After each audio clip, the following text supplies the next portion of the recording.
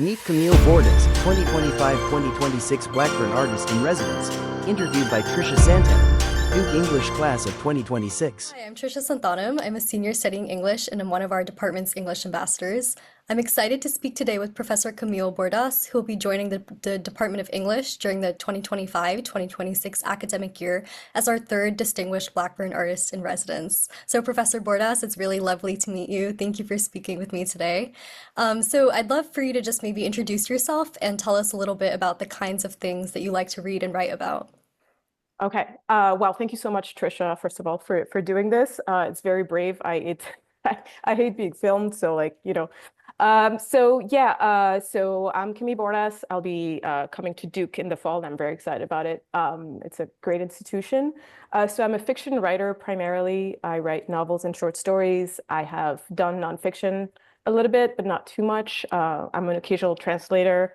I translate from English into French. But yeah, mostly I write fiction, and I would say, like, as per your question, what I like to write about, I think I tend to gravitate towards family stories, workplace stories. I like writing about people misunderstanding the rules. I like writing about failure. Um, my last novel was about an aspiring group of stand-up comedians, and so there was a lot of failed comedy routines to write there, and it was really fun for me to do that. I love that kind of stuff. So yeah, I like writing about that, like very human people, flawed people. And yeah, and my next book will be a collection of my short stories, which have been published before in some new material as well. So that will come out in January. And yeah. And as a reader, yeah, your question was also about reading, but it's pretty wide. I think sometimes I think I read too much, and I think I hear that sometimes, yeah, like, but it's fine. It's my favorite thing. So if reading too much delays my next book by a year or two, it's fine. But I read very widely, fiction, nonfiction. I read a lot of anthropology books also because I was an anthro major. And I have a graduate degree in anthropology, and I've always loved reading ethnographies and oral histories. Like, that's my jam. I love reading that kind of stuff. So yeah, a lot of stuff. That's awesome. So you sort Yeah. of touched on this with the human aspect of writing, but what drew you to writing novels and short stories, and Mm. what sort of keeps you excited about writing and reading fiction even after doing it all of these years? Yeah, that's a good question as well. What drew me to writing? Well, as I said, I love reading, so I think it often starts like this. I think it's hard to pinpoint a specific thing or book that drew me to writing. I think since the moment I learned how to read, I basically never stopped. So obviously, the notion was built, or the impression, or maybe the illusion even, that books were the most important thing. Like, you kind of have to tell yourself this, if that's the most important thing to you. I know it's not true for everyone, but to me, it became the central thing. Right. But I think it took me a long time to understand that writers were people who existed in the real world. I thought it was a profession of the past. Like, I wasn't really curious about author biographies on the back. I was just reading the stories. And so, yeah, I think little by little, I saw the signs emerge that there might be writers among us, like, hiding. And so I was like, I could try my hand at this. And yeah, I think when I was 14 or so, like, one of my neighbors, my uncle's neighbor in Spain, published a book. And I was like, what? Like, you can do this? Like, for years, I talked to this guy about, the weather, and then suddenly he had a book out, and that was amazing. So I was like, yeah, probably it was one of the inflection points where I was like, oh, I could try my hand at this. Yeah, that's awesome. So we're so excited that you'll be joining us. So I want to talk a little bit about the classes that you're going to be Yes. teaching this fall. So you're going to be teaching an Intro to Creative Writing class that focuses mainly on fiction and nonfiction. And then you're also going to be teaching a second course that's an Introduction to the Writing of Fiction class. So can you maybe tell us a little bit more about what students will be learning and just how they'll generally be structured? Yeah. So I think I haven't done my syllabi yet. Yeah, but I have basically what I can say is that both these classes will be structured as workshops. So it means each student will give writing of their own to the class, for the class to read. So we will talk about that mainly, and so that will be the bulk of it. And there will be other readings assigned, and likely some in-class exercises as well. But mostly we will talk about the students' writing and what makes us respond to it, what's exciting about it, where our attention is caught, and where maybe our attention dips a little, and why, what happened in the writing that made us lose patience with a character or something. So very, like, technical stuff, but always applied to very specific piece of fiction. So I don't have a lesson plan to like talk about character development. It will really depend on what we have to say about each story. And I think all these elements will emerge kind of naturally from studying the writing of others. So yeah, so that's the workshop model. And the goal is not to utter ultimate truth about writing, it's just to point each student to their strength really, and help them do better what they're already trying to do. So that, yeah, that's the nature of it. And obviously because of that, every workshop is unique and highly dependent on what the students bring to it in terms of, both in terms of their fiction or nonfiction, because they will have a choice or the option to do either or both. So yeah, so it's dependent on their own material, but also what they bring to the discussion. So I think it's usually a very warm, easygoing environment. Like I think what is needed is for them to want to read each other, basically. But yeah, that's how the class will work. Yeah, definitely. Yeah, I think that sort of like non-judgmental yeah, environment in the classroom is really yeah, important with writing. yeah. So I know you may not necessarily have this planned out yet, but do you foresee any kind of readings that are important to you that you want to add to the syllabus, or any kind of in-class activities or writing prompts that you might include in your class? Yes, I mean, yeah, it's not, I have to narrow it down because I always have too many things that I want the students to read. I get very excited about short stories and essays. I don't think there will all be personal essays, but there will be a lot of personal essays about published authors. So I have to narrow it down. But what I can say about the reading is that the readings that I will assign is that I'm excited about all of them. I try to only assign things I love.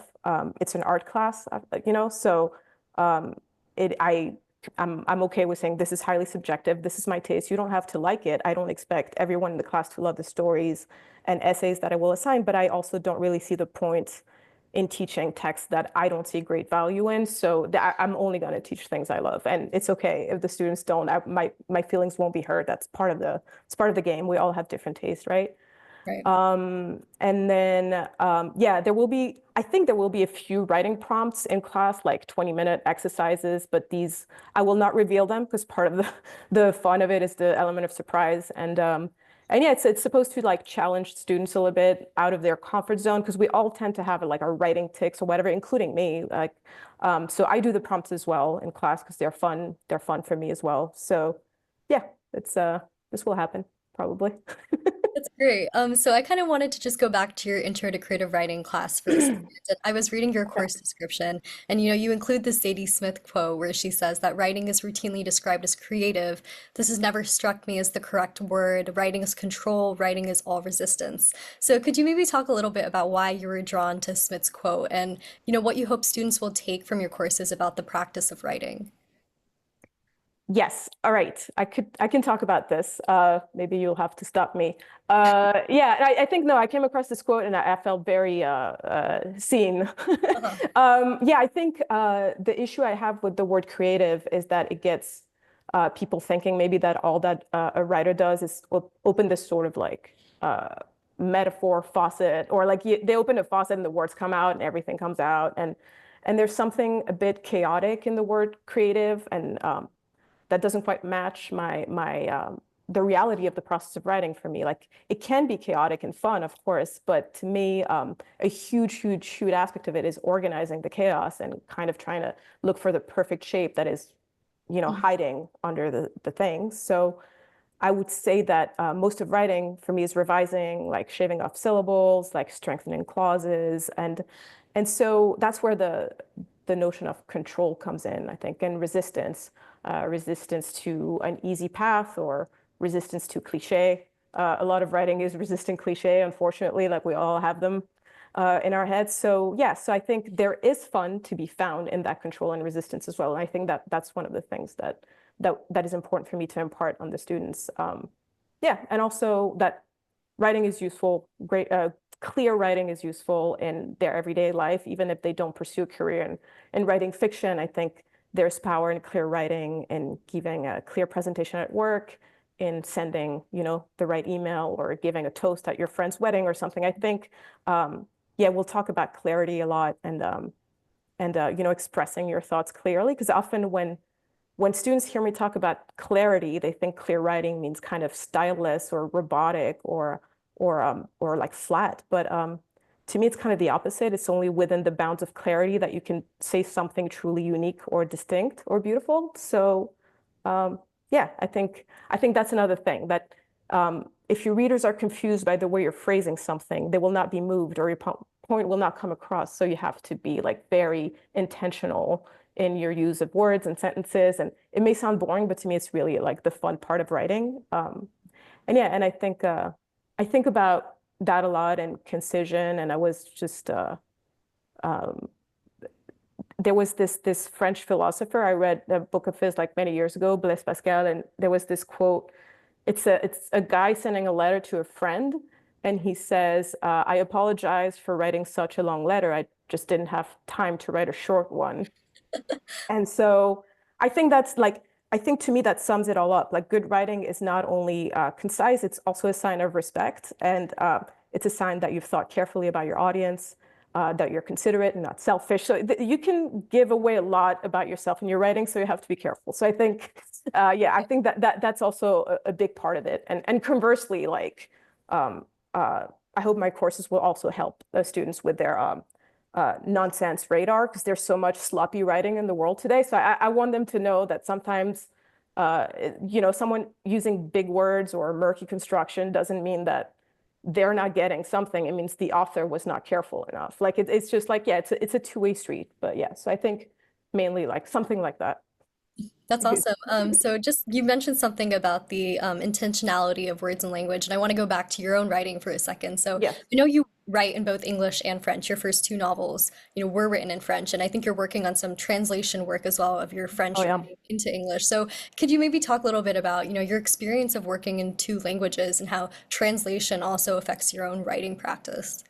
Yeah, translation is really hard. And that goes back to clarity actually, because like I've translated some things that were not always grammatically sound, for instance, and you think it sounds good. It has the appearance of great grammar, but then when you put your eye to it, actually you have to translate into another language and you realize, oh, there's something missing here. And so like that's also why I'm obsessed with clarity. It's just as a translator, it makes my job easier when someone has really reread themselves a million times. And yeah, and the sad part is that I don't really write in French anymore. I mean, I don't know if it's sad, but I've been writing in English for about 15 years now, 14. And so like it's not that my French is disappearing, because I still speak it every day to my siblings and mother and all that, and I read in French a lot. But as a writer, I've made progress in English, and my writing style in French has kind of stalled. So it's a bit sad, but yeah, yeah. Do you feel like the way that you say things or your characters are different in French and English? And do you feel like you have to kind of tweak the Yeah. intentions of your characters to suit the language that you're writing in? Yeah. I mean, they have to be slightly different, because like there's always like slang in my books, and like the way a child, like my first book in English, it was a child narrator, and children don't speak the same way here and there. And so like, but the intentions, no, hopefully the book has its structure and it is walking on both feet and it's going in the right direction. And so I don't have to change intentions or plot points, but like it's always in terms of like small inflections in the language. And because I'm really obsessed with detail, like sometimes I feel like I'm destroying a character by having to have him, by cutting a line of his Yeah. dialogue, but it's not true. Like if the word, yeah, hopefully the book works well enough that if I have to cut something because it doesn't make any sense in French, it will still work. Right. Yeah. Well, Professor Bordas, thank you for telling us a little bit about yourself. It was really Yeah. lovely to meet you, and we're so You as thrilled well. that you're going to be joining us next year.